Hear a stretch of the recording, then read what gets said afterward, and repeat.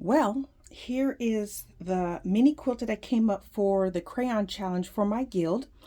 Again, I decided to do abstract, and I had those, like I said, the two colors, which is this one and then the black, and then I added the white, and this is how I quilted. I just did straight line quilting with my walking foot. And now it's time for me to put on my binding, and the kind of binding I decided to do was, instead of doing the traditional quilt binding, is I'm going to do a facing binding, and that is where the binding strips is pulled to the back where you don't see the binding on the top of the quilt. And so to do the facing binding, what you have to do, and to me it kind of makes it look more like art versus like a regular quilt. And so what you do is you measure your quilt top, or whatever piece you're doing, your art piece. You measure it from corner to corner on both sides, the top and the bottom, and you cut. These are 2.5-inch strips that is folded in half, ironed in half, and then you measure them exactly to end. So I have two pieces, one here and here. Then for the side pieces, again, 2.5-inch strips folded in half and ironed. But with these ones, you you measure from top to bottom, and then you do it one inch less on each side. So 1 inch less on each side, but then you center it 1/2 inch up, so you have 1/2 inch less on both sides. Then what you do is you take your pieces, the top piece with here, that's the same as the corner to corner, and you do the raw edges out on the outside. So you do that to the top, and raw edges, that's the top and the bottom. And then we put the side pieces on, and again, these are 1/2 inch less at the top, 1/2 inch less at the bottom on both sides, with the raw edges on the outside. So roughly 1/2 inch. You just eyeball it, you don't have to be precise.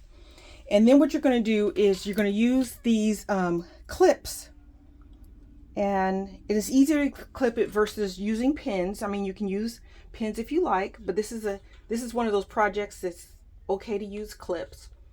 So then you're just going to clip all the sides together to hold it, so you can take it to your sewing machine. So let me clip it all the way around. And then what you're going to do is you're just going to go 1/4 inch all the way around, and I'll come back after I do that. Okay, now I'm at the machine, and I still have my walking foot on, and so I'm just going to stitch 1/4 inch all the way around my machine. I mean, all the way around the quilt.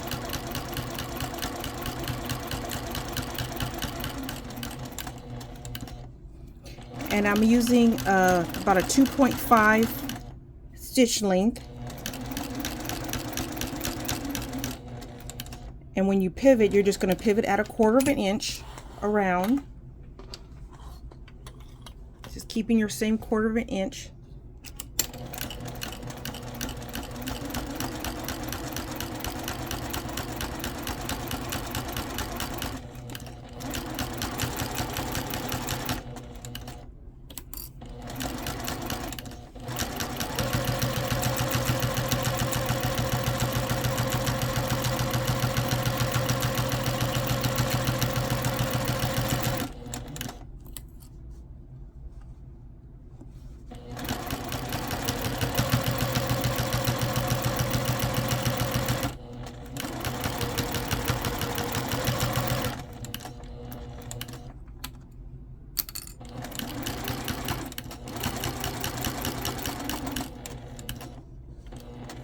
Again, we're going to pivot.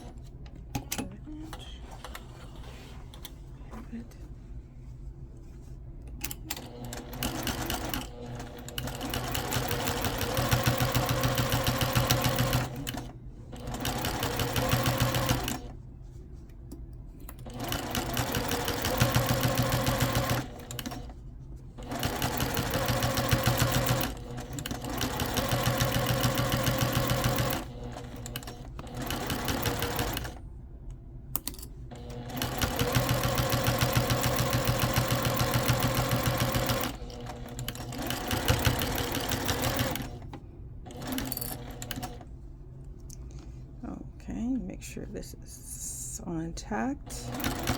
One cool thing about this is you don't have to worry about doing miter corners like you normally would with doing a regular binding. With the regular binding, you have to make sure you're doing a mitered corners. You don't have to worry about that with this process. This is actually easier with the regular binding method.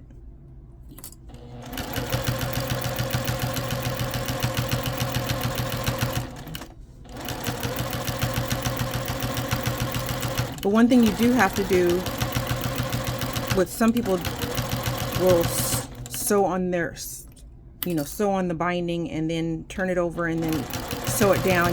You do have to hand stitch. You do have to do some hand stitching on this project.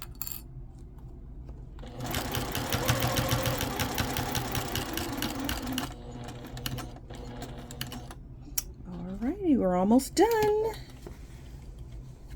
Down the last stretch.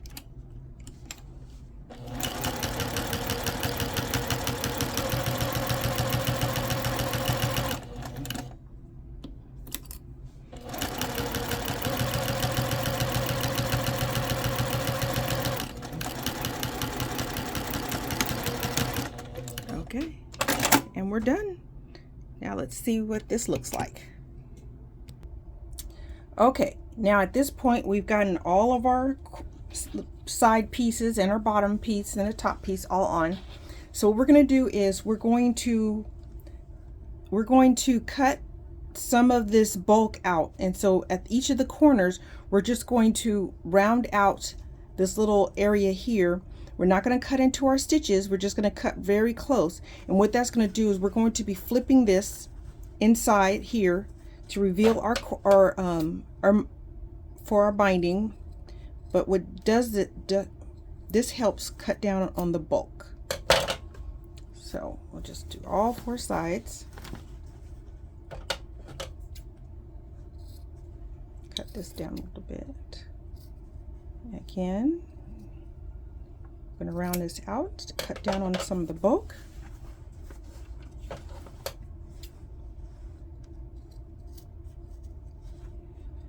Cut this. Again, do not cut into your stitches. Cut close, but not into your stitches. And the last one, we'll cut this one down.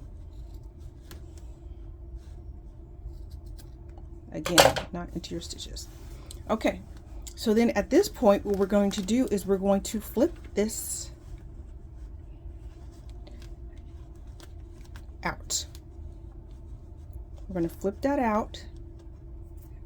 There's some little threads. We'll get all that out though. So what that does is when you flip it out, the back folds down like this.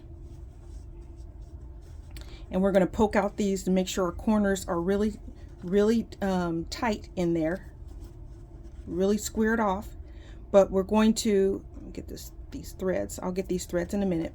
But see how that the corner is, and what it does is it flips it all the way back so that you have your edges right here, and you don't have that binding. And it, like I said, and so what we're going to do is we're going to press all these down here. But we're going to flip all of these corners. Here's another one. Okay, this one doesn't have all those strings. And you might have some kind of a tool to poke out. I'm just using a scissors right there. But you can have, all these other gadgets they have to flip them out. And we're going to just,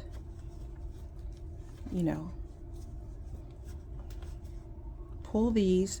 I'm going to iron these down, and so we'll have a nice clean edge to the whole quilt. Okay, so I'm going to go ahead and push the rest of these out and iron it down, and I'll let you see the final project. Okay, this is it, all ironed out. More light on there, more light on the subject. here it is, like I said, all ironed out, and you can see how it came out. And it came out very nicely on the edges where you don't see like a binding, a regular binding, and it, like I said, it looks more like a picture. And then on the back, I haven't stitched it down yet, but I just have it pinned. You can see how the backing is. And what I'm going to do also is put a hanging sleeve, and that is just a piece of fabric that's going to cross here. So if somebody needs to hang it on a pole or a rod, it'll be easier to hang it versus trying to figure out how to hang it on the wall. Anyway, so this is how you put on a facing. This is my quilt project that I will be showing to my guild tonight. And thank you for coming on this journey with me on getting this crayon quilt challenge done. Also, I'm still thinking of a name, so maybe by tonight I'll have a name to post on this. Okay, thank you for watching. Bye bye.